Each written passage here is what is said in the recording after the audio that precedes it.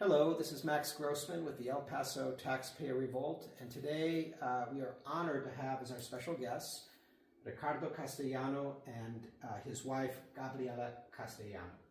And let me just tell you that Ricardo, can I call you Ricardo? You can call me Ricardo, Richard, whatever. You call me Max. Okay, Max. Is a former El Paso Police Department officer, patrolman, who served honorably for 29 years. Thank you for your service. Well, thank you.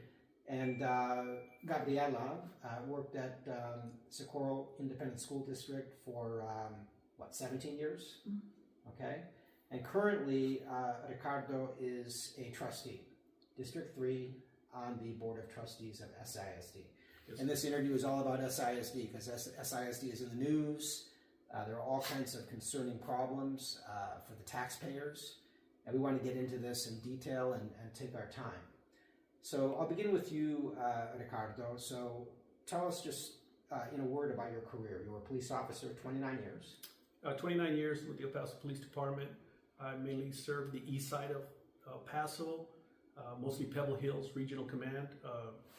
My last 5 years I did serve police communications, and I honorably retired. It was best job ever, I would say. It was a great job. It was a great career. I enjoyed it. And we appreciate your service. Thank you. So when did you retire? It was in 2018.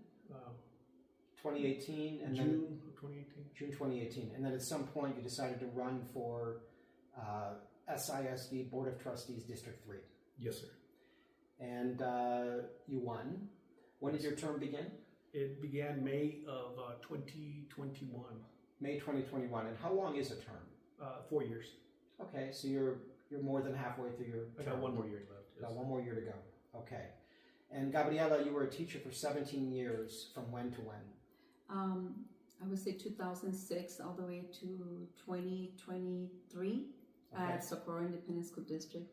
And you taught what age group? I taught kindergarten all the way to 3rd grade, 2nd grade, 4th grade. Okay. Mm-hmm. Which campus? I worked at various campuses. My last one was at Bill Cyber. Okay, excellent. Thank you for that. So I'm interested in learning when you first became concerned as a member of the Board of Trustees. And we've read that Socorro Independent School District is $33 million in debt. They're entering into conservatorship. The Board of Trustees voted unanimously to turn over control of the school district to the Texas Education Agency, the TEA, which is a very serious move. And now we're reading media reports about all kinds of malfeasance on the part of the superintendent and probably others. A lot going on there. This is a huge school district with a budget in the hundreds of millions of dollars. We're talking about something like 47,000 students spread over more than 40 campuses, right? Mm-hmm. So when, sir, did you start to become concerned and why? Well, when I first ran, it was already on the media about the graduates at Socorro High School. Right. Yes, it was already out there. And after we got elected, and it was, it got very personal, this election, people throwing names back and forth. You know, the typical type of election you'd expect on something this controversial. But as soon as we got elected, that's when Espinosa retired. He just quit. The former super. The former super just left and packed up and left. And they had a golden parachute that they thought they gave him. We weren't on the board at the time. We had just got elected, and we weren't even sworn in, and that was done by the past board. Okay. So just so our viewers understand, there was a scandal. I think it was in 2019. More than 250 seniors graduated without meeting the state's standard for graduation. That means they did not have enough credits or they did not pass enough courses, correct? The number is 276. 276, yes. Okay. And that's a pretty big deal. And that was just 2019. Yes. Right. And that attracted some media attention. You came into office with that sort of happening. Yes. Okay. Take us forward into your additional concerns. Well, with that already on our plate, in July of 2021, I put forward a motion to hire an external auditor to look at all the to look at the district top to bottom and give us the information that we need so we can make the right decisions to move forward.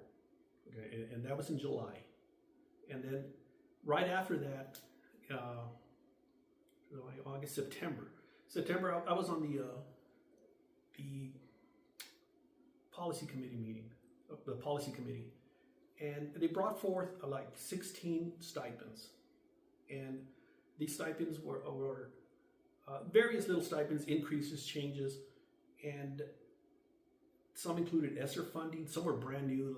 Some were up at like $13,000 stipends, $10,000 stipends, and we reviewed it in committee. But when it went to the board meeting that month, it wasn't discussed.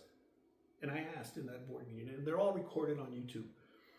And the president, or not the president, but Michael Nahida said, we can't discuss that because we can't vote on it because stipends sit in regulation. Michael Nahida is on the Board of Trustees. Yes. He's the chair? He's the president right now. The president of the board, okay. Yes. And he said, no, we can't discuss it because it's in regulation. And in the meeting, you can see I was concerned. I go, well, how do you create a $13,000 stipend and not present it to the public? And it was in there, the debate.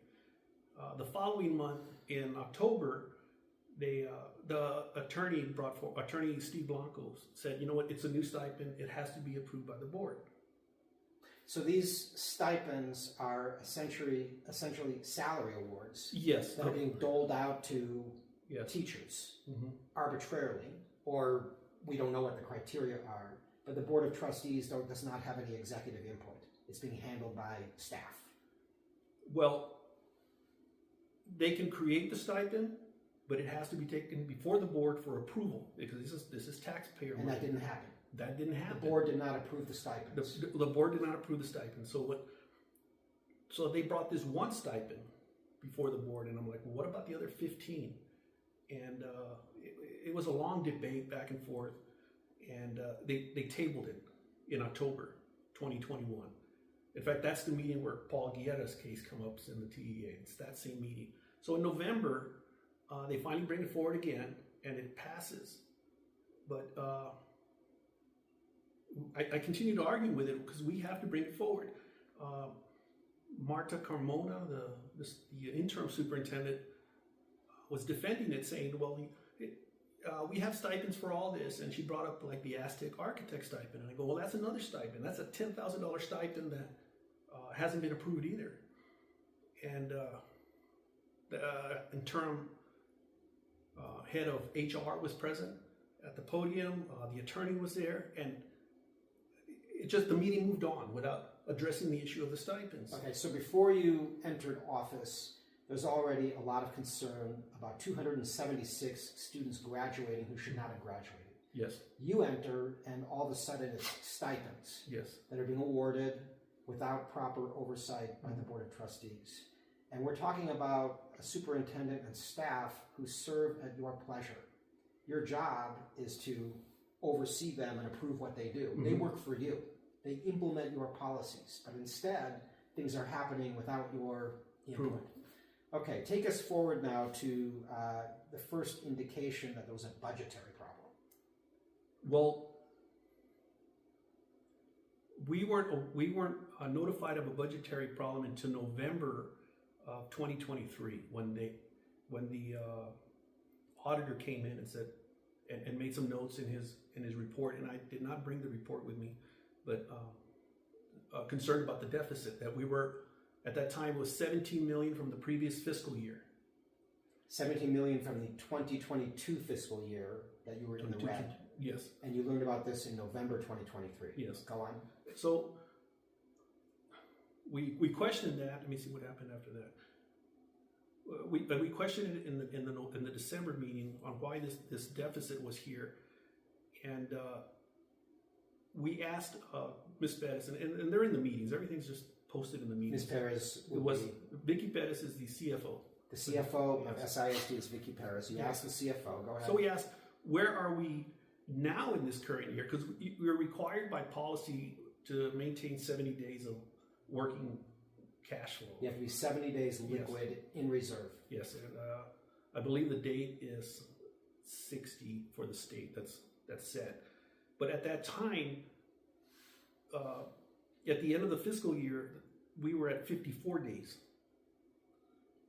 of liquidity for the operating budget, which is dangerously thin.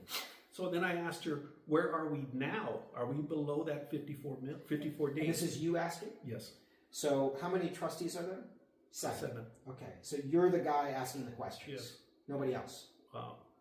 I can't recall right now that. Okay, yeah. But you were insistent. Go ahead. Yeah. So, and there was we asked about it, and she said yes. And I go, well, where are we at now? And she said, well, I can't give you that number because it's an annual thing. We'll give it to you at the end of the year. And I go, so based on and I think it was an estimate of how we got to the 33. The CFO could not answer that question? No, she could not. What excuse is there for that? It's the CFO. That we're just governance. That's the superintendents. All right. So, this is getting interesting. Yeah, so she could not answer it. And then we knew we were coming into a budgetary, for the budget for the following year, for this coming year that's coming up. And we need to take action. So. And I'm sorry, Ricardo, when does the fiscal year begin? July. July 1st, 2023 is the 2023 to 2024 fiscal year. Yes. Go ahead. Yes. Excuse me. So we had a board meeting, I think a special board meeting at the end of December. Of 2023. Yeah, on the budgetary After issues. Christmas, yes. okay. And then, well, I think it was before Christmas. Oh, let me see, when did we have it? January. Probably before I think Christmas. it was in January then. I don't have track of the dates, but we had a meeting, and then the next thing you know was a month later, and there was like no urgency to get these meetings. So I'm like, you know what? We're voting on contract extensions and other projects, but we don't know what the budget is. Why are we extending the contracts? And so I started, voting against them. I said, we have to be fiscally responsible and hold off until the district can say where we are at financially. And it accumulated to the point now that they're trying to fix the budget. They wanted to cut out the healthcare insurance. They wanted to change the healthcare drastically. So we're in February of 2024 now, this year. Yes. And now you're learning about major financial issues that are affecting your healthcare. Yes. And you already knew about 17 million in the red, but in February, that's when you learned it's 33 million. That's when they started, approximating, okay, we're looking at a $33 million deficit. Okay. Now, how was it explained to you that your school district was 33 million in the red? That's a very large figure. How come the CFO and the super failed to balance the budget? What's the reason for that? Well, I think it'll be 33 million at the end of the fiscal year, from what I understand. When we get to the end of the year, we'll be at 33. When you get to June 30th, 2024, you'll be at 33 million. Yes. You're heading towards 33 million. We're heading toward it. Okay. So, in some of the meetings you can see where we propose, one of mine said, you know what, this is the end of the year. People are going to start spending their budgets. You need to put a stop on that. You work in offices where it's the end of the year, you spend it, you use it, or you lose it. We need to put a stop to that. There was an issue where it's just waste. We can do better in waste. I brought up a stipend. We have a stipend there. It's a travel stipend. That's really, people don't account for their mileage, but it's automatically, they'll give you, I believe it's like $170 a month to travel, like between campuses. And I go, but there's no mileage. There's no way to calculate it. And that's like $1 million to a year we pay in that. So there's this loosey-goosey system of reimbursing for travel within the area that's not properly monitored. No, and I said, if people are driving from one campus to another, there has to be some oversight to say, you know what, why are they traveling when we can assign them to a campus one day and then move them to another campus? Things like that we can reduce that budget. What about salary and benefits? Did the board, without the proper guidance from staff, basically overcompensate faculty, give them too many benefits because the budget didn't cover it? Is that fair to say? There was a multi-year process? When ESSER funds were there, we did give the retention bonuses, and it came out of ESSER funds. We did. And ESSER funds are, That was kicked in with the COVID. is that federal? That's federal. Federal funding, okay. Yes.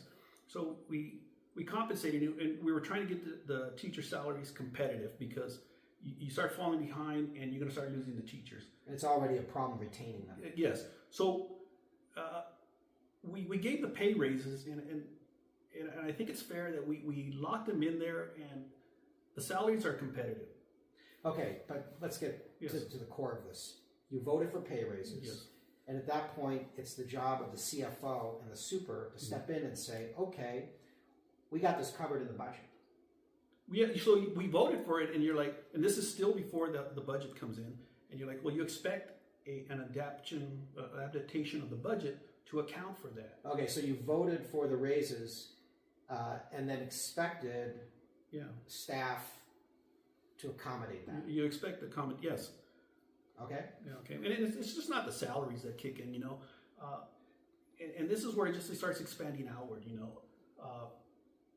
We had the external audit, and they looked at the bond package, okay, and in there you could, when you watch the meeting where it came out, the auditor will break down how the costs exceeded what the original bond project was even set for it. Okay. And Are we talking about the proposed bond? no, this is the one the 2017 bond. Right, the 2017 bond for SISD, which was worth how much? That was like 460. It was a bit over 400 million. Yes. Okay, and that bond is for new construction, Yes. upgrades. It's infrastructure, Yes. and that's still being spent even as you enter office. Yes, that's still in product. So when we had the board meeting in December 13th of last year, the auditor broke down the projects, and Socorro High School was the first one, and then he goes back and he explains how the architect presented a video presentation of what the school can look like, and in that presentation, everybody was like, "Oh yeah, great, bells and whistles, we like it, give it the best." But the upgrade to that, to what the architect presented, was a $17 million increase into the project. And the auditor will, when you watch it, he will tell you there was nobody had asked where's the 17 million coming from. See, and it was approved, and they built the school, and they modified it. They did it, but it's all. It's better explained in the project and in the bond report. Okay, so this is interesting to me, just in terms of how budgeting happens at SISD. The city, for example, when they enter budget season, it's coming up, right, in the summer. They have to decide in August what the budget for the next fiscal year is going to be. And the CFO, Robert Cortinas, in tandem with the city manager, will say, okay, here is the money we have. Here are various scenarios. Let's decide what we're going to fund, and here's exactly how much we have to fund it. And what you're saying is that the Board of Trustees would vote for things without knowing at that point how or if it was going to be funded. And it's just an interesting way of proceeding. I guess that's the culture of that particular board. Or is that... Yeah, that happened before I got on the board at Vote. And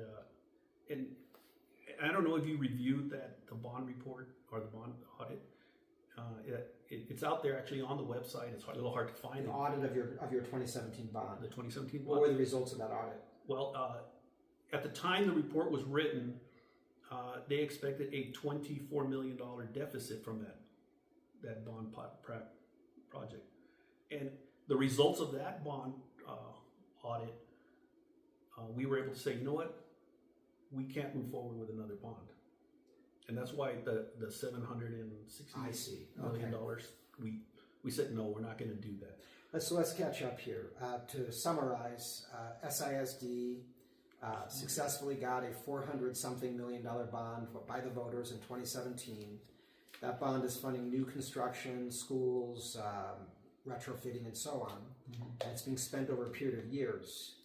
And then you learn that bond is $24 million over budget. And so that sort of stops the process of issuing a new bond. And I can tell you that in July of 2023, there was a proposal from your finance committee to issue a $768 million bond, to put that on the ballot this coming November, $768 million, which, I checked, that would be the largest single bond in the history of El Paso County, just by a very wide margin, right? The city's public safety bond, $413 million. The city's quality of life bond, $473.25 million. The YISD bond was in the low 400s also, $768 million. Let me ask you about that. That wasn't the Board of Trustees. That was recommendation from staff. Yes. What did they want $768 million for?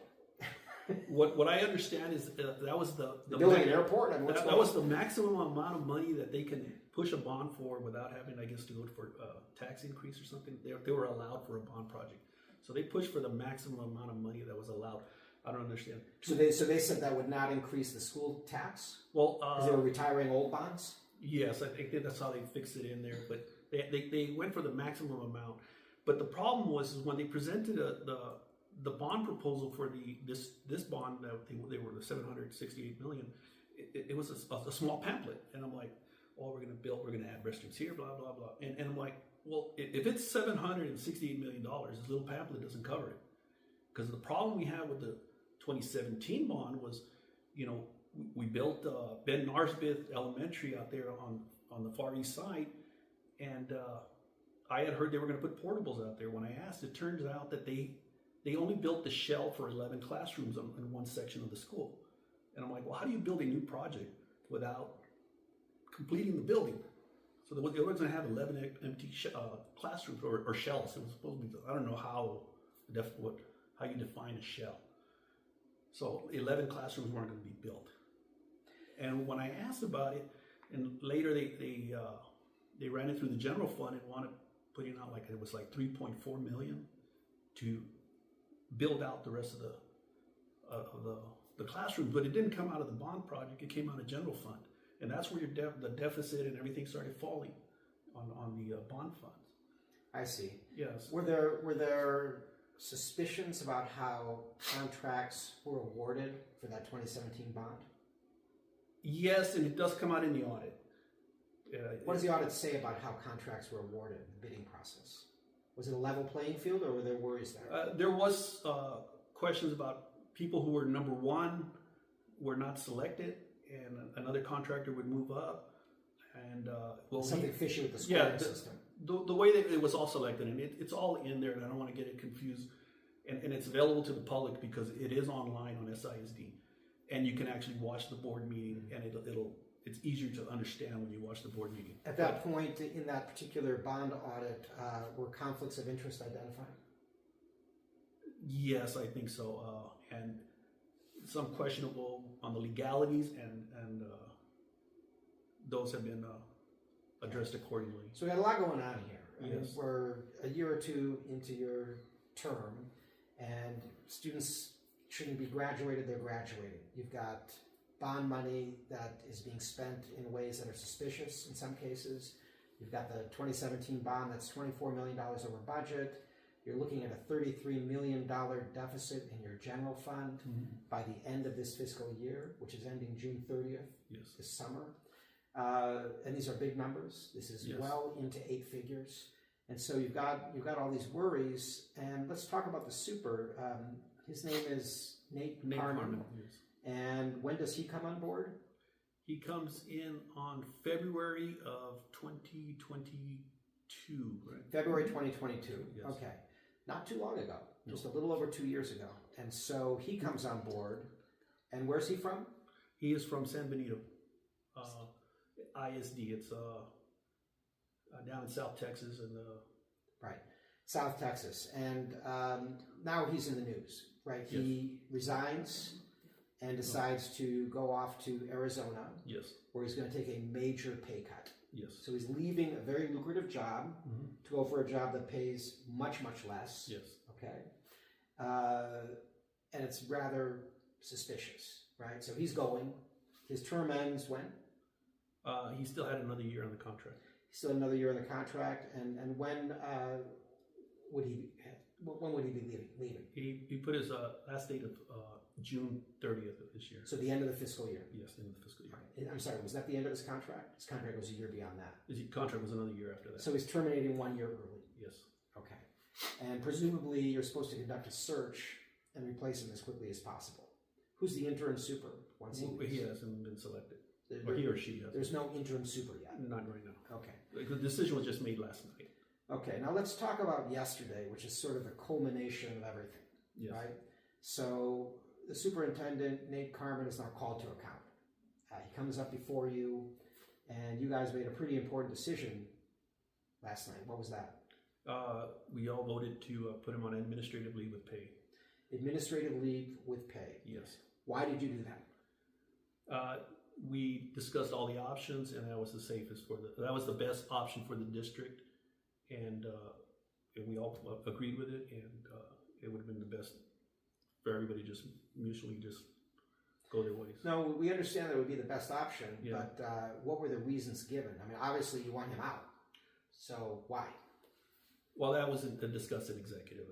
Executive I don't want to session. get into that. Right, you can't discuss personal matters. Yes. Okay, so you come out of executive and you say, okay, he's leaving, administrative leave with pay through the end of the fiscal year. Yes. Okay. Are there concerns, or were there concerns about anybody else? The CFO, your legal counsel, anybody among the staff? The only item we discussed was, as it was in the agenda, was Dr. Carman. That was an executive session agenda Yes. item. How long were you in executive session? A couple hours. Okay. And who was at the meeting? It was you and your colleagues on the Board of Trustees and the super and legal and the CFO. Were the media there? No media was there. No media. No media. Members of the public, concerned parents? It was like the usual crowd. You had your teacher associations, some employees, Right. security, but that's about it. It was. So Socorro is a very large budget, hundreds of millions. At these Board of Trustees meeting, how many people typically show up from the public to speak a public comment or to talk about budgetary matters? Is there any oversight or amateur watchdog journalism among members of the public in your district? There's a couple of them out there. There's one of them that we know, and he does speak out. And Sammy C. Sammy Correjo. Yeah, he's very vocal. He spoke last night too. There should be more involvement. I think we sit back and we expect, we got trustees and they'll do their job. And like myself and the other trustee, Pablo Barrera, we tried very hard to bring to light what needs to be addressed in the district, only to be retaliated against. You know, when I went forward with the stipends back in 2021, it was the attorney was there, the interim superintendent Carmona was there, the head of HR Redlinger was there, and no action was taken to say, hey, you know what? Policy says we have to approve stipends, or else it's like a gift of public funds. I don't know how they would be referred, because it's basically a cabinet deciding we're going to pay this person money, and the board has no say in it. And so they're giving out money like that, and it's like I did my research on it, and I found it was wrong. I tried to correct it with the district. They wouldn't listen to me, so I approached TEA and initiated a complaint. You were the one who actually approached the TEA and set in motion the process that led to this conservatorship. Well, one of the complaints, because I think it's the third complaint where it talks about the stipends. I initiated that one because I didn't get any action back from the district, and even the other trustees were like, "We don't have any." So you went over their head straight to the TEA. Yes, TEA we tried. Expressed concern. Yes. Okay. And then they came up with a finding. Let me interrupt us 1 second. I'm just going to make a quick light adjustment because Okay. because of where the sun is, right in my face. Give me 1 moment. No problem. Relax 1 second. Oh, I see it. Yeah. Yeah, I'm getting it. You can see. Yes, it's on. We can discuss.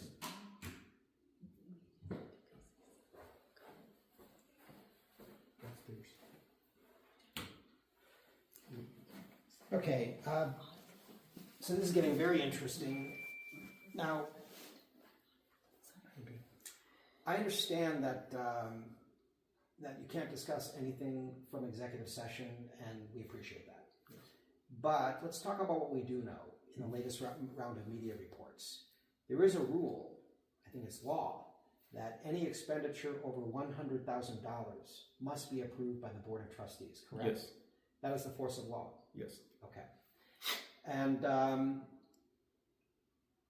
were there times when expenditures in excess of $100,000 were made without your approval?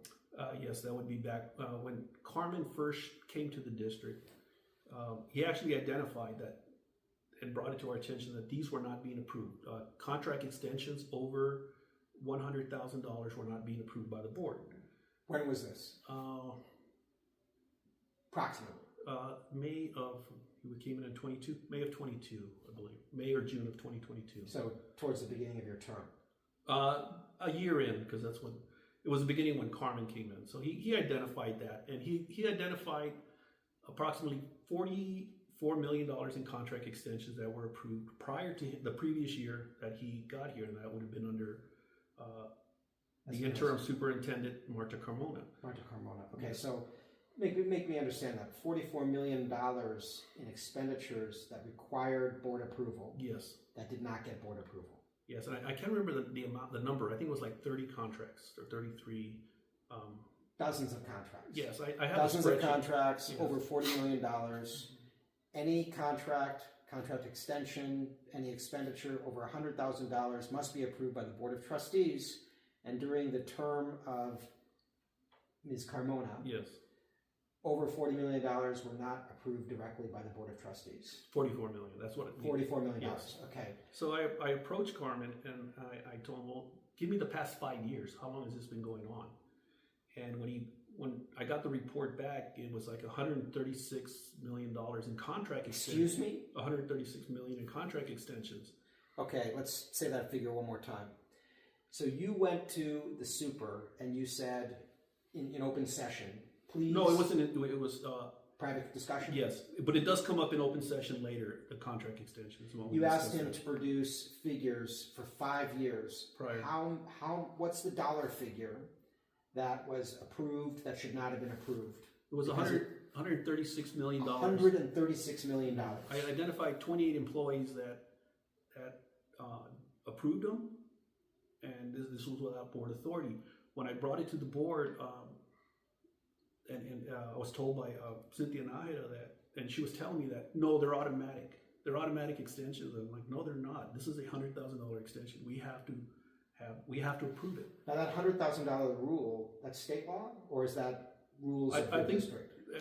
it's the rules of the district, but I think it's 50. But I think that we raised it to 100,000, the threshold. Right.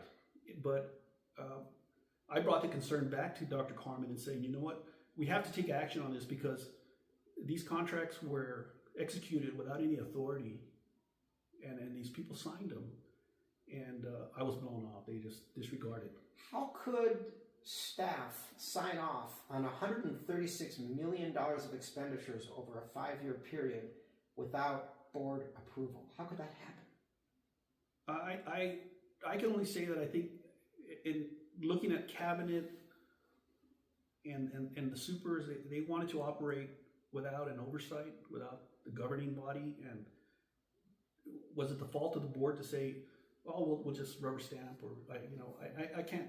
Is there a report of this $136 million? Is there something in writing? There is something in writing. I do have a copy, not with me, but I do have a copy of it. Was that presented as in a backup to an agenda item? When I requested it, every Friday we get a Friday packet, and that was presented in there. And then I actually asked for the spreadsheet in the Excel, and I cleaned it up, and I broke it down. Huh? You can share that with me?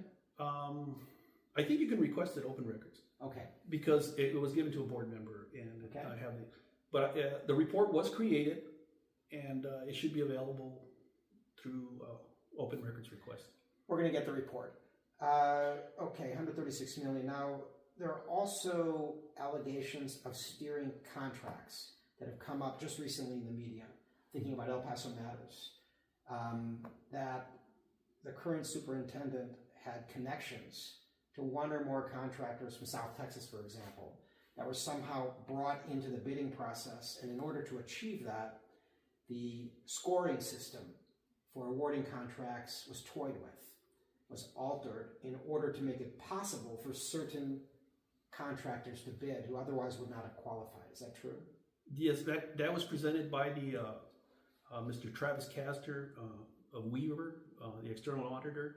The information is online. That you can go to YouTube and watch last night's special board meeting. And I don't want to get into details about it because of legalities, but it's presented. Everything is there. I did go forward and question. There was an email that I read out that pointed about a trustee prior to Carman signing his contract. The email was dated February 28th, and it's in part of the. Okay. I read it into the minutes there or whatever, into the meeting, and it talks about there's a trustee that wants to address I guess that the gyms. They added a bunch of auxiliary gyms that didn't have restrooms for the kids, so we needed a vendor to come in and put restrooms in for the kids. They were just Right. Okay. building. So, and that a trustee reached out prior to Carman signing his contract, and then he relayed that information to the company that you guys are questioning right now. There was some campaign contribution forms for two of the former trustees that were also listed in there, and that the Travis Kastner identified that some of the contributions were associated with that company in question, and we're waiting for the final report so we can meet again and discuss the actions that we're going to take. Let's talk about the conservatorship. This is a big deal. EPISD went into conservatorship in 2012 and stayed under state control for 3 years. Those were the DeMargo days. Yes. And that did not go particularly well. Yes. It created a lot of controversy. So now this is happening again, for the second time in a dozen years. And you voted unanimously to turn over control of your district to the state of Texas through the TEA. When is that going to happen? Well, EPISD was a board of managers. Board of managers. That was completely different than what we're getting. From what I understand, we're going to get two conservators, one for the board, one for the district. So it will still be in place, but their authority can override us. That's what I understand. In the case of EPISD, the entire board was relieved of duty and replaced by a state-appointed board of managers. That's heavy-handed. Yes. Here it's sort of intervention light. Mm-hmm. Say again, two conservatives, one for the board and one for the district. A total of two total. Just two total, yeah. Okay. What I understand is. But they're also going to have authority to hire and fire, to make that I don't know. decisions. I don't know the process after that. What are they involved? I know that if we make a decision and they are not comfortable with it, that they can override the board. They can override in a meeting. Right. So that's what I understand. So they've got executive authority. Exactly. Okay. And when are they going to be appointed? What's the timeline? That has not been explained to us. But I'd like to clarify one thing, though, is that they wanted us to accept just a resolution. They'll resolve all the investigations and just give a conservatorship. But we wanted full disclosure. We said, no, complete your investigations. Complete the final report on the first one. And because there's two groups of, there's the 2020 investigation and the 2023 investigation. We wanted both of them completed because we want to make sure we held people accountable. And they didn't want to do the 2023 one. And they gave us the final report on the first one. But we voted unanimously because we wanted that. And you got the TEA report, and we understand what we need to fix. Right. Okay. Yes. Okay. One more question along these lines. So you got a $33 million gaping budget hole coming upon you. It'll reach $33 million by the end of June, the end of the current fiscal year. What is the plan to plug that hole? Well, I think right now they're trying to mitigate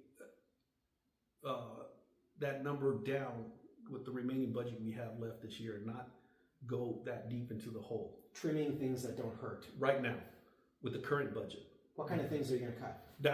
We had a board meeting last night, and the presentation there was a lot of air but no substance.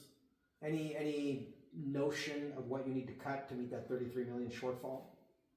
Well, the biggest budget in any district is personnel. Of course. So they're looking at attrition, what they can. They're not going to affect they don't want to affect the teachers and the students, because that's the whole district revolves around it. I would fight to keep that. Everything else around it, is in support of those teachers. And do we have duplication of efforts? I'm sure we do. Do we have waste? I'm sure we do. I think the district just took a little too long to say, you know what, we need to be more efficient. Right. There was last year in February, there was an issue that came up on catering, and I think it's substantial. They had a $500,000 budget for catering for the whole year, but in February they ran out of money, so they came to us and said, we want another $200,000 to finish the year. And I'm like, how the hell do you blow through $500,000 and you still have 4 months left in the year, or 5 months left? That was supposed to be a 1 year budget. Yeah, so I go, you're going through over $40,000 a month in catering, and it doesn't make any sense. That's a 40% cost overrun. So, and what was really upsetting is that, we didn't pass it. We didn't pass the extra bonus, but at the end of the year, I asked for a report on all the catering, and they spent additional $106,000 in catering. Right. They still spent it, and to me, it's just like everything else. Okay, we're going to create the stipends without your authority. We're going to approve the contract extensions until we get caught. Right. So, just to put things in a broader perspective, Conservatorship Independent School District is also in the news. Mm-hmm. They're facing a $6 million deficit and are imploding as a result. Yeah. $6 million, right? They've tried to get bonds out a couple of times. The voters keep rejecting them, and they have a much, much smaller budget than you. You're talking $33 million. Mm-hmm. To close that hole, it'll require more than, yes. tinkering. Yes. You're going to have to get into personnel. Mm-hmm. Almost certainly, right? You're going to have to make some difficult decisions. I don't know if it's layoffs. I don't know if it's salary cuts. I don't know if it's benefit cuts. I don't know if it's forced retirement. There's no talk of any of this at this point? No, well, if you watched last night's meeting again, it was, attrition and, it was very surface stuff. Vague. Yeah. Who made the presentation? Vicky Perez. The CFO. Yeah, and then other people came up and presented their little parts. But it's like, they didn't take it serious when, as soon as fiscal year ended last year, action should have been taken and saying, you know what, we need to start doing something because we're already 17 million in the hole. Right. And will we hit the $33 million mark? I don't know. I don't know. But I'm not going to let you answer this question because you shouldn't comment on personnel issues here, but I will say that this CFO, just based on what I'm reading, I've got very serious questions about the competency of this CFO and her abilities. It's really, wow, okay. So, next topic, FBI. What do we know about that? There are rumors that the FBI is somehow involved in certain aspects of this process. There are federal funds at stake that interest the United States government. What's going on there? What happened back when I first identified the stipends, a friend of mine from high school retired from the FBI, and I approached him and I sat down and I told him, look, this is what's going on, and I'm concerned because my name is on the board. I don't want to be drug into something that happened with EPISD or happened in the past. Yeah. And he said, just report it. Give the information to them and let them handle it. So you reported the stipend issue to the FBI? Yes, because it involved ESSER funds. Hey, your reputation is on the line. You don't know whether you're in legal jeopardy. Mm-hmm. Okay. And when did you do that? I believe it was October, November of 2021.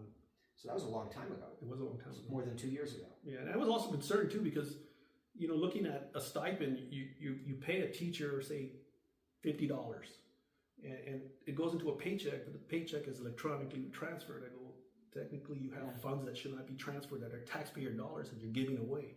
I Well, got look, the wire you transfer. were 3 decades in law enforcement, I know, so, like- so your natural inclination is to address something that's not right through law enforcement. Yes, and I try to address it with the interim and with the current, well, the former current superintendent, but it was nobody listened.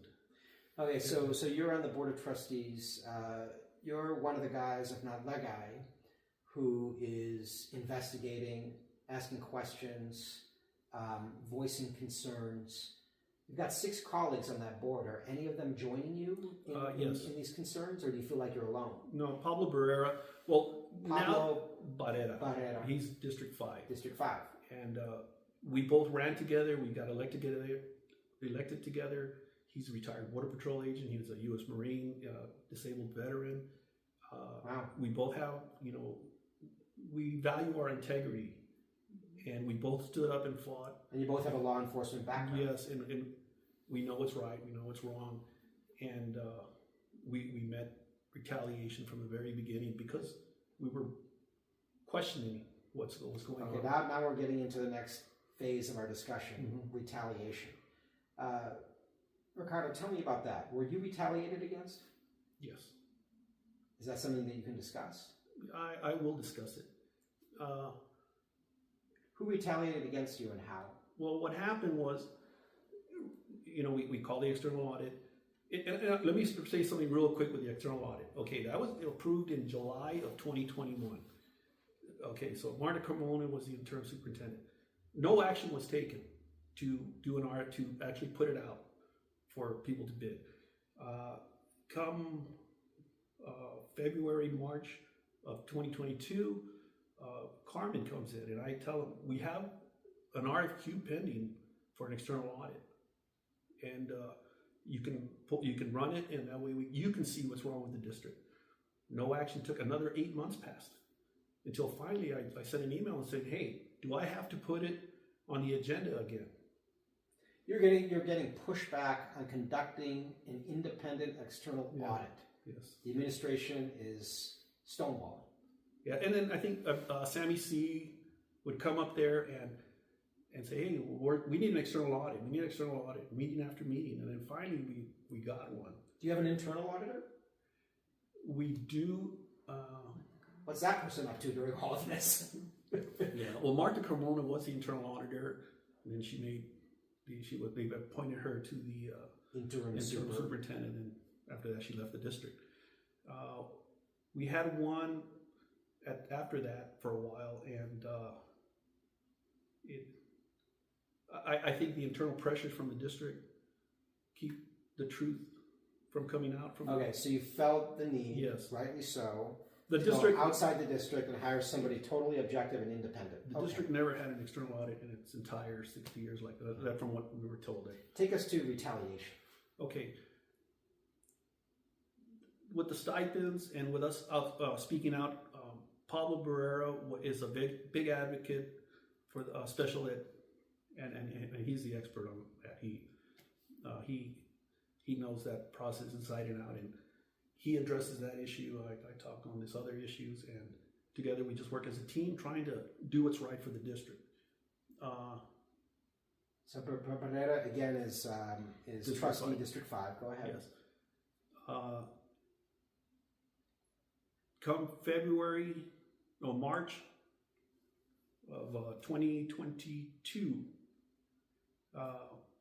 we were told that, this is my wife's story, and the Texas Rangers went in and hold on. Before we get to that, we're going to get to it. Okay. The retaliation was against Gabriela, not you. well, both of us, and Pablo, because they said me and Pablo were official oppression or something. I don't know what the damn charge was. They never told us officially, but Let's get a fix on this. Who is retaliating? Who is it? well, from what we understand,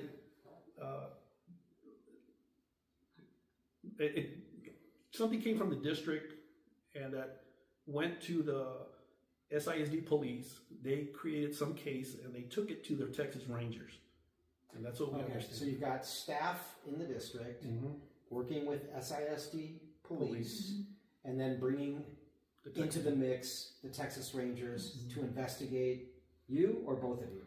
Both of us. Both of you. Okay. For what? For what? The day that I met the ranger there, they said official oppression. What does official oppression mean? What's that? Where I would abuse my authority to get a personal gain out of it. What's the nature of that charge? What personal gain can you have for being an unpaid trustee? I don't know, that I was abusing off. I don't know. They never explained what we did. My wife brought forward some concerns that involved Title I funds, and she made complaints to the district too, blowing the whistle, saying you're misusing personnel that are Title I funded to help, special eds or bilingual students, and you're not putting them in the position where they need to be placed. You're using them as substitutes. And she made that complaint. But didn't you receive some kind of letter with the allegations against you? Here's what you're being investigated for? Mm-hmm. Okay, so the Texas Rangers are investigating you. Mm-hmm. You know this because... Well... They showed up. They showed up and... They actually showed up. We're coming to that. Yeah. But you don't know what they're investigating you for, something about abuse of whatever. Yes. Okay. Gabriela, let's come to you now. You worked for SISD as a school teacher for 17 years. Right. During that time, have you ever been reprimanded? Never before Bill Cyber. Demoted? Never. Pay cut? No, never. Called in for an informal discussion with anybody about your performance? No. How are your evaluations? They excel beyond the proficient, even beyond what's next. So I had very, very strong evaluations, even at Bill Cyber. My walkthroughs, my evaluations were superb. Okay, so you're a teacher with a long and distinguished record. Right. Okay. And you worked from when to when? In the daytime? No. You began your career when? Through what? In 2006. That was my first year. My first year until 2006. Until to 2023. But I believe 2022 was a year that they suspended me and they demoted me and they transferred me. So until 2022, you were good? Yeah. Okay. What was and so already you're filing complaints, you're starting to push back against certain things that you're seeing separately from Ricardo. Separate. You're looking at Title I funding. It affected my aide. He was a WIN aide, like we had a program WIN, and so he supported my students. So for the first month, he wasn't serving my students. Who's he? I'm sorry. My aide. We call him WIN aides. Okay. So he would come in. He was a young gentleman, come in, work with my students. But the first month he wasn't working with students. They had him substituting. So he did complain, and I asked him what's going on, and something happened that separate story with him. So I started seeing that other aides were subbing. They were not serving the SPED kids. They were not serving the bilingual kids. They were subbing all the time. So I did bring it up to Mr. Redlinger from Human Resources. I told him I want to declare myself a whistleblower and let you know that the kids are not being served. The substitutes, they're being used as substitutes. Okay, so this aide of yours, you called him a WIN aide? WIN aide, Is that a federally funded position? WIN, yes. Okay, so Title I funds. So you got Title I federal funding for individuals who are supposed to aid you in the classroom, right, and other teachers. Yeah, because the WIN instead, kids, that money is being used to put them in as substitutes, saving the district money. Right. So the WIN teachers, we have like students that don't have any services. They're bubble kids. They're students that are struggling academically. They don't have services for SPED or anything. So we provide that support to them. So we used to work an extra hour to give them an additional dose of reading or math. But we needed that aide to come in and help me serve the students because they were very high needs students. Okay, got it. So when did you file your whistleblower complaint? I filed the first one in September. On the Title I funding? On the Title I funding, because they try to punish my... 2021. 2021, I'm sorry. And there was a second one? Yes, one in December 16, because it continued. For the same reason? For the same reason. Okay. So you're pushing on this question of federal funds being misappropriated. Right. Is what we're talking about here. Okay. And as a result, you face retaliation. I filed a grievance with HR. I was formal. I only communicated with them. The next thing I know, I started getting reprimanded write-ups. I got written up in February For of what? 2022 because I was late from the bathroom from lunch. I went to the bathroom, I guess. I don't know. I don't even know when that happened, but they said they wrote me up for being 2 minutes late from lunch. So now they're looking for pretexts Mm-hmm. to scrutinize you unfairly Right. in a way that you had never been scrutinized. No. And it started in August of 2021 where he was starting to ask questions and all that. One day after school, it was after school hours, the gates and doors were opened. He came to put in some stuff for my classroom to help me set it up. So I'm right by the door and the gate to the parking lot is open. Everything's unlocked. I opened the door so he can bring this big leaves I had. He brings them in, puts them in, and that's it. It was the last hour of the day. So, he meets my kids. He's a board trustee. He tells them, I'm here for you, whatever. So he says, if you behave tomorrow, I will bring you sundaes. Right? Banana splits. Banana splits. Yeah. So he does come in the last 30 minutes of the day. That was a Friday. He comes in through the front, brings the banana splits, and helps me serve them. I got written up for that. Okay. At one point, the Texas Rangers came in and got physical with you. Yes, because Take us to that event there. They're saying that because, those things happen. I got write-ups and all that. I was reading them. I was rebuttaling them because I thought it was unfair. So on March 9th, 2022, I'm tutoring in the morning between maybe 9:15, 9:30. I'm inside with my students, and my assistant principal, Ms. Gonzalez, comes and knocks on my door and says, Ms. Castellano, need to come with us. I said, oh my God, they're going to write me up again. And I said, can you wait until I'm done with my students? She goes, you need to come now. And I said, well, let me get my phone and so I can record the conversation. She goes, leave it. I go, no, I'm going to leave it, Ms. Castellano, leave your cell phone there. So I bring it anyway, and I come out to step right outside my door, and I see 2 Texas Rangers and 4 SISD police officers. 2 Texas Rangers, uniformed? Uniformed. Well, one was undercover, and he had a body camera blinking, and the other one had a hat. And They identified themselves as Rangers. They did. They actually didn't identify themselves. They didn't give me any ID. They didn't show me ID. They didn't tell me really who they were. They just told me to go with them, and I said, for what? And Doesn't a peace officer, regardless whether he it's didn't state show his or ID. local, have to identify himself? He did not show me ID. Neither did the undercover ranger. So I asked them what was the problem. They said, I need to go with them. And I said, for what? They said I was under investigation for harassment. And this is the first you'd heard of it? Yes. The first you'd heard Yes. that you're under investigation for harassment. For harassment. is HR when never 4 said anything. SISD officers and 2 Rangers showed up. 6 guys. Yes, for me. Isn't that a little heavy-handed? It was very scary. look that They had dangerous to huge me, guns. There was no lockdown. The kids were not secured. They didn't know how I was going to react. My principal's friends were recording me, so they knew that was going to happen. And you're recording all of this? They were recording me. The teachers were recording me.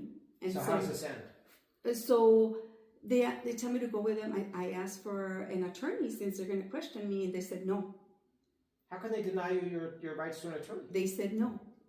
And then I said, then I'm not going with you. I need an attorney. And they said, then give us your cell phone. And then I said, do you have a search warrant? And they said no. Before I know it, I was pinned against the hallway right in front of my classroom. My students are watching. Physically? Well, not physically. They surrounded me. So right. I was against the wall. They didn't set their hands on you. Not yet. She wasn't free to leave. Not yet. So I'm surrounded by all of them. I have the big Texas Rangers, Mr. Torres here, and I have the other Texas Ranger undercover here with his little body camera. I have 4 SISD officers surrounding me. At that time, I said, am I free to leave, or am I under arrest, or am I being detained? The Texas Ranger, Torres, said, I will arrest you if you don't give me your cell phone. And I put my cell phone behind my back. Because we have this thing called the Fourth Amendment against unreasonable search and seizure, right? Yes. I asked over and over again for an attorney, and they said no. And I asked for a search warrant, they said no. That's a violation of your constitutional rights. And so before I knew it, the SISD police officers like this, and they grabbed me.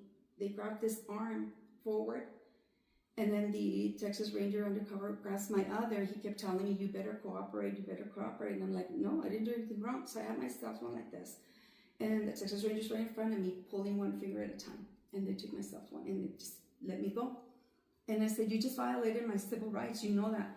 And I said, why did you do this? Why are you doing this to me? He goes, you want an attorney? I'm not talking to you. He put my cell phone in his back pocket. I didn't get, they didn't seal it. They didn't give me any documentation. Did somebody video They this? have the body camera. The Texas Rangers were recording everything. I have video and pictures of the Texas Ranger with his camera blinking. And I have recording where I'm telling them that they grabbed me, they assaulted me, and I'm telling them I'm a whistleblower and this is retaliation by my principal. And you were injured. I was injured. So I went to the doctor right away because my shoulder was hurting. I did a police report and they saw that I had marks on my arms and that I was trembling. They broke my watch. You filed a report with Paso Police. EPPD, Mm-hmm. okay. And so they checked me and they saw my watch was broken. I made a police report as an assault. I wanted to press charges, but higher up in El Paso Police said no, they were just gonna store it away. They made it an information report. Instead. Do you have an attorney? Yes. Yes, None of our business, but it sounds like you have a very strong case against certain government officials. And so are you planning to move forward with some kind of action? Yes, I have to. After that, to discredit me, they put me all over the media with a scandal because because of my grievances, I submitted a recording to HR. Mr. Redlinger says, submit your recording on your conversation with you and your principal. And I did what he said. The only mistake I made is I recorded 33 hours of me going after the meeting with my principal, the reprimand. I go home and I tell my husband, and he's upset and we're talking and he's like, that principal, blah, blah, she shouldn't have done that, whatever. And we're talking. And then the recording goes on till we're snoring, we're showering. He's telling me sexy things, and that recording was only, and I have proof that Mr. Redlinger, the HR director, asked me for it. I gave it to him. And next thing I know, this teacher association, SEA, Angie Soto, all of a sudden goes and requests the recording. They listened to it that we were talking about my day, what happened with my principal. They knew the exact date and time. She said, it I was need very this precise on the recording. open She record. asked for my grievances. This is outrageous. Yes, she asked for my grievances, my documentation, my recording, very specific, that I submitted it to Mr. Redlinger exactly on August 30th at exactly 8:00 p.m. She would like that. So Blanco, the attorney from SISD, submitted a request to the Attorney General. The Attorney General says, well, as long as it doesn't violate government codes for husband and wife privacy, it doesn't violate a government code with the teachers being reprimanded by her principal, as long as it doesn't violate any criminal laws. So the AG asked Blanco for that information to justify or not justify the release. Blanco ignores that request. The Attorney General says, you fail to provide evidence that she has protections. So release the whole recording. So El Paso Matters published it. El Paso Matters called me disgruntled.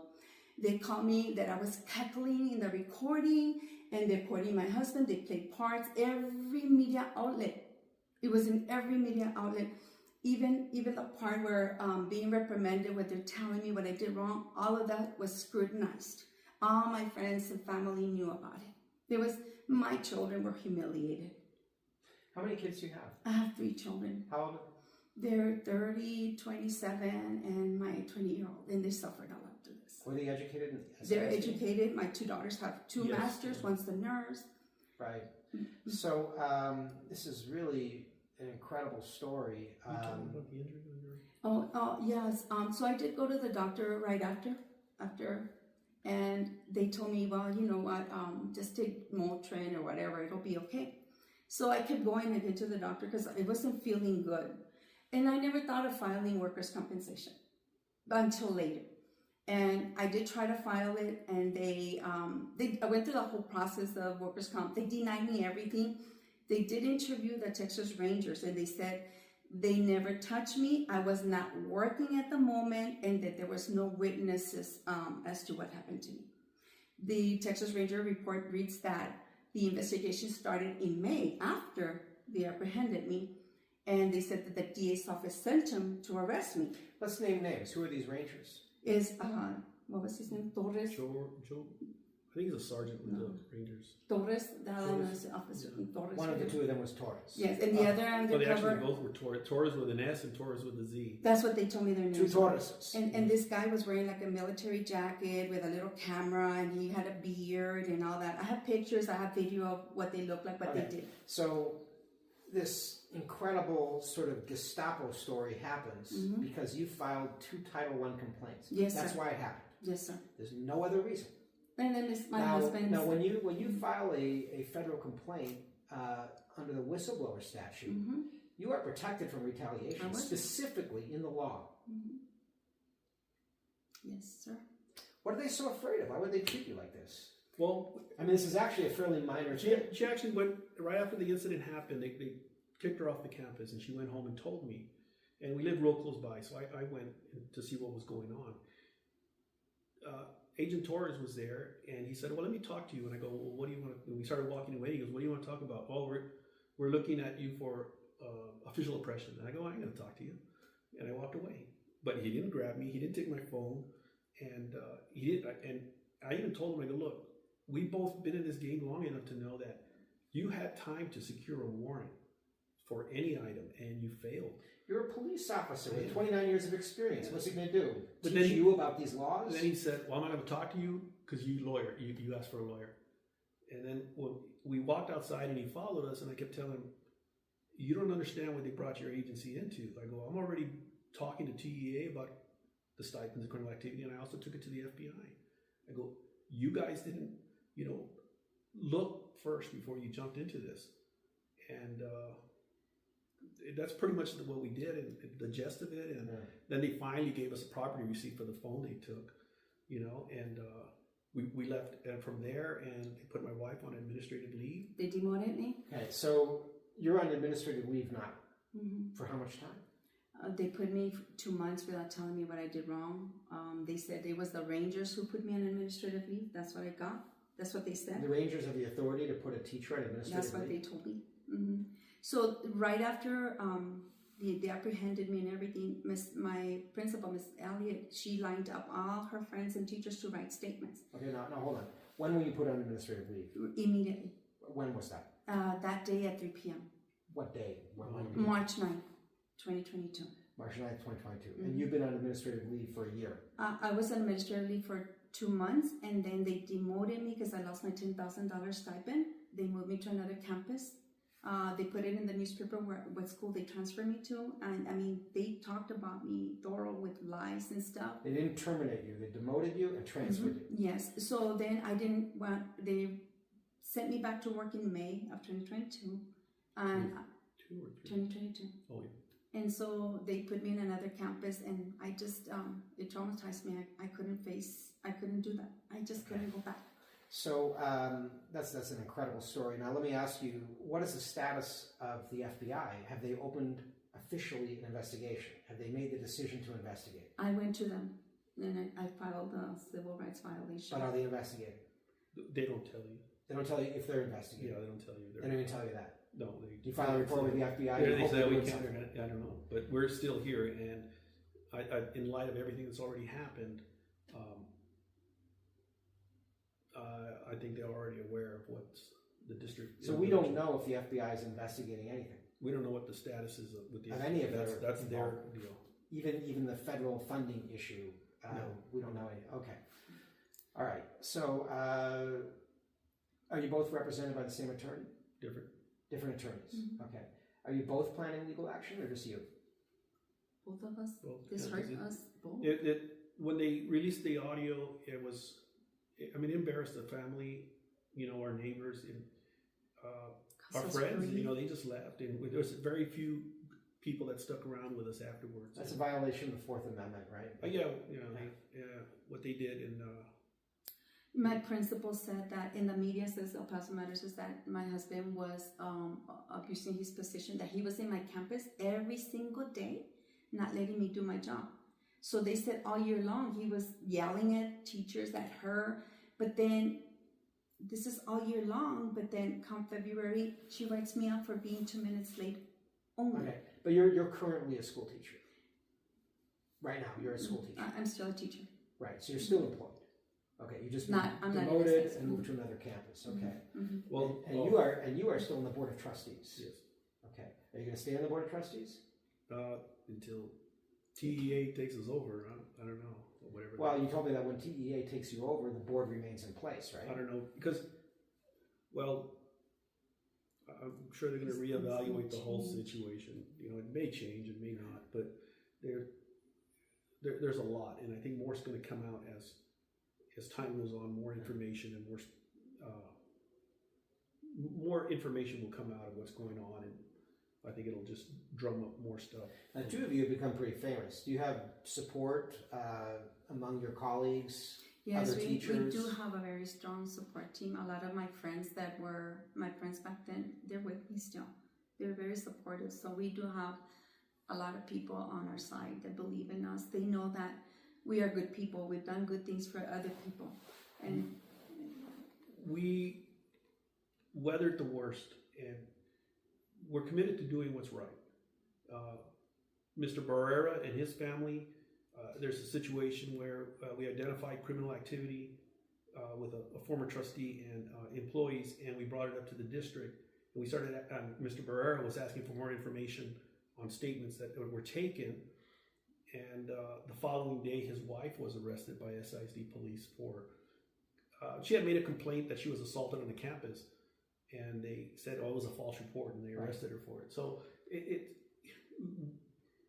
we go right, we go left. They're targeting us. Okay. We went to the FBI and we did sit down with them and we explained, you know what, we fear our lives are in danger. We feel that we're at the point now where anything can happen to us, and we are concerned about it. You fear for your life? Yes, because we know we've stepped on big dollar contracts, and I think that, you know, some of the stuff that was said in the past online was pretty vicious to us, and we just and we're concerned for our kids' safety, for our safety. Right. You know, we do check where we're going. We look back. And it's a world. This is what we live now. This is how we have to live because we came forward. I don't believe people, and I even explained the last time I talked to the FBI, is that no government entity should treat its people like this. Right. Believe me, I understand. I stopped a $500 million arena project, and I know what it is, what it's like to look over your shoulder. But let me just, you know, as we conclude, ask you this question: is SISD corrupt? To say corrupt, there are problems. There are problems that were allowed to happen because I think the good old boy system kicked in solid, and now I was used to working in a government entity where if I put in for a project, and I think our 50,000 was our threshold, and if I put in for a project, I needed 3 bids and I needed all this, and I did things the way a government by the book. And when I went to SISD, I'm like, well, this is nothing compared to like what a government entity. The oversight is far less. It was different. That's what clicked in my head. I go, something's wrong here. But there are good people. The thing is, there are good people in the district, and I think if enough of them speak up, this would help fix the district. You know, and there are people in there. There are people that have talked to us and informed us on things that have happened. But the fear of retaliation is out there. Right. If they can attack 2 trustees and their families, what does that say for a teacher that says, hey, you know what, this is wrong? Final question, though, because we do have to conclude. Okay. Well, first of all, is there anything else you'd like to say before we do conclude? I want to say that a couple of days ago, at 1 a.m, we received a call saying that they were going to do something to my husband and to Mr. Barrera. You received a death threat. It was not a death threat, more like that they were going to arrest. Yeah, some law enforcement agencies were working up warrants to go after the the two trustees who were exposing the Corruption. and we had that, and this was at 1 a.m. this past weekend, and we made phone calls, and we notified the board president. He made phone calls, and everybody's saying it never happened, but nobody wakes you up at 1 a.m. and saying, hey, we got word that this is happening. And to us, the things that happened, especially with the Rangers and all that, it was a teacher association involved in requesting my records, giving it to the media.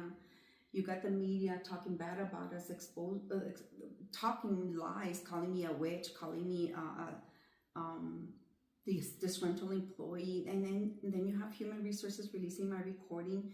Then you have an attorney telling not being sincere with the attorney general to protect my rights, and then you got my principal and her friends coming after me with lies and statements that they created statements that according to them, my principal was copying pasting. Look, I've been a follower of the local media for many, many years. Yes. And I'm going to say 95% terrible. Mm-hmm. No clue. Shouldn't be in journalism. No. Misinformation, bad information, poor research, sloppy. Yes. That's why we do this. That's why we conduct these interviews, to give people like you who are really doing something on behalf of the taxpayer a chance to and our explain students with time, mm-hmm. Not in a rush, not 2-second sound bites, but actually in a measured way. Final question. Do you think that student performance is suffering as a result of the problems within the district? Yes. Does this translate into a lesser education for the children of taxpayers than they would otherwise receive if it were not for these problems? Yes. Yeah, I think it does. And that's the tragedy. Yeah, it's not the kids' fault. It's the adults that are the problem. Right. The adults. Right. Everything we said today, we have documentation, we have emails, we have text messages, we've saved everything, and we have it set in order. And we can back up our claims. Okay. If you want to verify something we said tonight, we'll dig it out and give it to you. I will gladly take whatever documentation you'd like to share. Yes. I do encourage the November meeting is out there. The December audit for the bond is out there. Watch the board meeting. If you go to the SISD website, you have to go to the little tab that says About, click it, and then go down to that says Transparency, and then you click that, and then it goes to another page, and then somewhere in there is the bond report. Buried somewhere in the SISD, Under the transparency, intricate, labyrinthine web system, you're going to find what you're looking for. Yes, and when these ones are finalized, we're going to ask to have them put on. Hopefully, it's on the main page and not have to dig through it. The TA investigation, that should also be on the main page. We need to be transparent. Mm-hmm. We need to show the public where we are at and how far we have to go, and hold us accountable. Hold the board members accountable. I've sat many times on that seat, and I said, "This is not my seat. This belongs to the taxpayer," and I answer to them. But some board members say, "Well, I work for the district," and they answer they protect the district. I go, "No, you have to protect the taxpayer because it's their money. They elected you. It's their district. They put you in office. Yes, they trusted you to represent them. You represent District 3. It's their district." Well, my principal held me accountable because she claims I was late from lunch 2 minutes, and it cost me a write-up, and it cost me Texas Rangers. It cost me everything. Yeah, it's absurd. Look, on behalf of the El Paso Taxpayer Revolt, I want to thank you both for having the courage to join us. Yes, thank you. To come on camera and to tell your story. Yes, sir. God bless you. Thank you. We wish you every success as you pursue this, as you find the truth and seek justice for yourselves. There are many, many people in this community who stand behind people like you, who have the courage of conviction. Yes. So, thank you both. Thank you so much. Thank you for your time. Sir Ricardo. Thank you for your time.